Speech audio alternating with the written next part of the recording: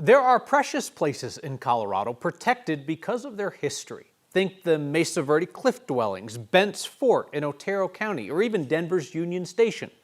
A federal agency evaluates proposed projects in those places with a focus on preservation, a process that today includes local input.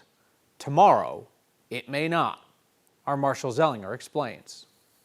It doesn't need to be written on the wall to know you're looking at history. Denver Union Station actually is an example. Historic sites and buildings have extra protection by Section 106 of the National Historic Preservation Act, which requires consultation with the public before decisions are made that could impact history. The proposed changes are concerning because they could limit that voice, the voice of the people that are closest to the places, that live with them every day. Annie Levinsky knows her history as Vice President of History Colorado, and she knows Section 106, which could change after Friday.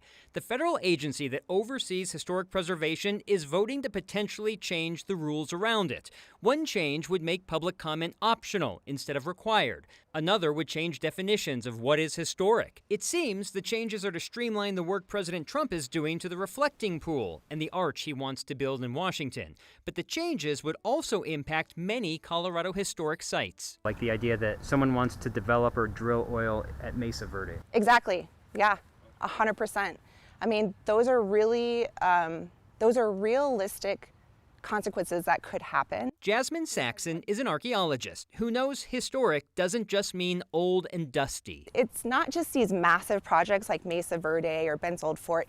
It's your historic library downtown. It's the park that you like to go to. Larimer Square is an example of historic preservation. There's even an example downtown that no longer exists, in part because the protections weren't in place yet. Probably the most famous local example is the May D&F department store. There used to be a whole elegant store attached to that tower, and it was demolished as part of an urban renewal project at a highway project, actually, that was never built. Ultimately, the tower was sort of one of the first things saved by Section 106 as a compromise in the very earliest days of the law. These changes to historic preservation law would also impact tribal lands in southwestern Colorado. It could reduce or eliminate any input from the tribes. I tried reaching out to both the Southern Ute and Ute Mountain Ute tribes, who actually had leadership in Denver at a conference today, but neither wanted to talk just yet on this topic.